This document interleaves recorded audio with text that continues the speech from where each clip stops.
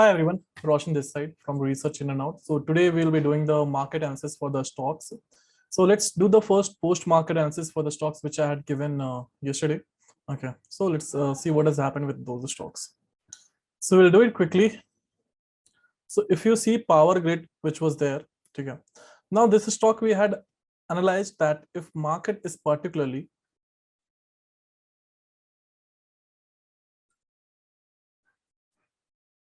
let's say in 15 minutes time frame, okay.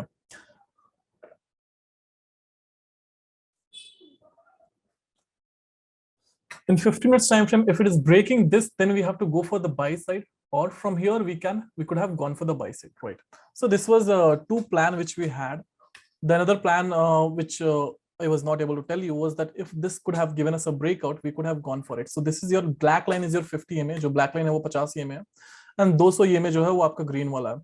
तो यहाँ पे एक ट्रेड फॉर्म हो रहा था, यहाँ पे भी और यहाँ पे भी 229 से एक अच्छा ₹1.5 के आसपास मिलता, ठीक है. एक अच्छा रिस्क रिवॉर्ड रेशियो भी फॉर्म होता अगर आप देखोगे, ठीक है. तो यहाँ पे हमारा स्टॉप लॉस होता, टारगेट कुछ हम लोग S1 तक भी रखते तो 1:2 का फॉर्म होता. बट या other plan which we had that worked out कि if market is reverting from here, it gave entry around 215, ठीक है. बट एक अच्छा ट्रेड मिला यहाँ पे आप देखोगे तो यहाँ पे हमारा स्टॉप लॉस होता, टारगेट हम लोग टिल पिवट हम लोग भी रखते हैं तो 1:2.2 के आसपास पावर ग्रिड में मिलता. हिंदाल्को का अगर देखा जाए तो हिंदाल्को का क्या प्लान था कि अगर मार्केट इस पॉइंट ऑफ टाइम से ऊपर जाता है, यहाँ से रिवर्ट करता है तो जाएंगे बाइंग के लिए और नहीं तो यहाँ पे सेलिंग के लिए. So let's see what happened. That market opened with a slightly gap down. कोई confirmation, proper confirmation we were not getting with the market. ठीक है. So at this point we got the confirmation when the market was particularly rejecting from the 50 EMA. So यहाँ पे हम लोग selling opportunity देख सकते थे for a target up to S3. तो एक 1:2.6 का ratio form होके we could have got at this point of time. ठीक है. Let's look at ICICI Bank. ICICI Bank plan was कि market if it is breaking this level or towards upside, okay, then we could have gone for it. So it had given us a breakout, and this is the point. I particularly do not prefer to take more than beyond S3. अगर market जो ये हमारा pivot है इसके बीच में gap है तो I won't be taking more than S3, ठीक है. तो यहाँ पे देखते हैं कि हमारा रिस्क रिवॉर्ड रेशियो क्या फॉर्म हो रहा था, because when the market give us a breakout towards the down side, जब मार्केट ने गैप डाउन ओपन किया, मार्केट वापस से ऊपर जाने की कोशिश की. यहाँ पे अगर हम लोग ट्रेडिंग के लिए जाते तो हमारा स्टॉप लॉस यहाँ पे होता, टारगेट हम लोग जो रखते वो मैक्स टू मैक्स इस पॉइंट ऑफ टाइम पे रखते, तो एक अच्छा रिस्क रिवॉर्ड रेशियो फॉर्म नहीं हो रहा था. एंड मान के चलो कि आप ट्रेड लेते भी, ठीक है, तो भी आपका स्टॉप लॉस हिट नहीं होता, क्योंकि स्टॉप लॉस आपका जो रखना चाहिए था S1 के आसपास रखना चाहिए था, and then at some profit you could have exited. तो आईसीआईसीआई से कि हाँ थोड़ा उतना सही नहीं गया, ठीक है.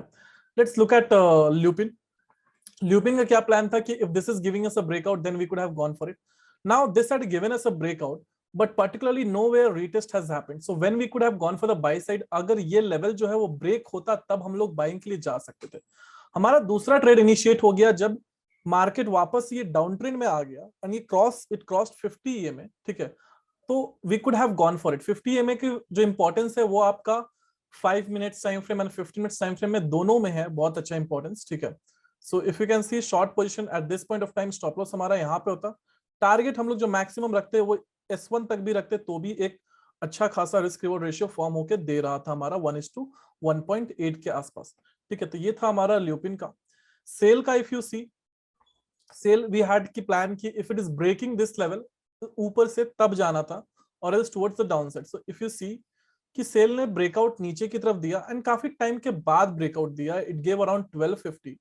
तो if we are going for the trade around 1250, ठीक है, तो this will be the point and target हम लोग S3 तक रखते तो 1:1.5 के आसपास फॉर्म होता, उससे ज्यादा मिलता नहीं, ठीक है. So out of all these 5 stocks in 4 we got a proper entry, and one stock we didn't get good risk reward ratio, and in one stock I can say cost to cost, the rest of the stocks was great enough. Now let's move to the next analysis of pre-market analysis for tomorrow. So first stock we have is Coal India. Now see Coal India, ठीक है. Coal India is forming in this range, ठीक है. अब यहाँ पे एक हमारा resistance है, ठीक है. This is one resistance we have, and right now market is trying to go upside. Okay, so one trade which can happen is if it is breaking this level, then we can go for buy side. Okay, or if it is again, if it is reverting from here like this, we can look for selling side. Okay, another entry which can form at this point of time is if it is reverting once again from here, we can look for buying side. ठीक है, यहाँ पे से अगर revert कर रहा है तो हम लोग बाइंग के लिए देख सकते हैं. ये हमारा है कोल इंडिया का. दूसरा स्टॉक जो है वो टाटा केमिकल्स है. टाटा केमिकल. तो Tata chemical if you see in higher time frame, ठीक है, 15 टाइम फ्रेम, ये थोड़ा सा साइडवेज फॉर्म हुआ है. ये बहुत अच्छी जगह पे अभी फॉर्म है. तो अगर ये ब्रेकआउट ऊपर की लेवल देता है तो we can go for buying side and we can keep up a target up to around 1010 के आसपास रख सकते हैं. And towards if it is reverting like this, ये वापस से यहाँ से रिवर्सल दे रहा है, तो हम लोग यहाँ पे सेलिंग के लिए देख सकते हैं. दूसरा अपॉर्चुनिटी हो सकता है कि वापस से अगर मार्केट यहाँ पे आने के बाद जाता है तो बाइंग देख सकते हैं. अगर मार्केट इस लेवल को ब्रेक कर दे रहा है तो हम लोग सेलिंग के लिए भी देख सकते हैं. ठीक है, तो ये हमारा टाटा केमिकल का है. फिर we have Jindal steel.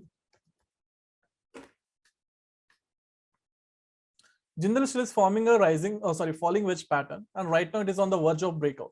So अगर breakout आता है, then we can go for it. So breakout के लिए let's keep this level.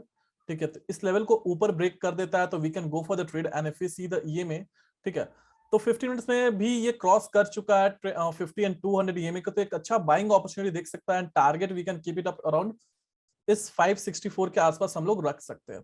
दूसरा trade, if it is reverting back from here, we can look for selling side. ठीक है, and in a case again if market is coming to this point and going back, we can look for buying as well. So this was your Jindal Steel. Then we have Torrent Pharma.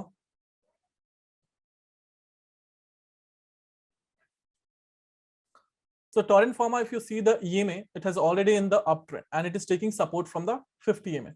In a case if market is taking support once again from the 50 EMA और 50 EMA से वापस से support लेता है तो हम लोग buying side के लिए देख सकते हैं.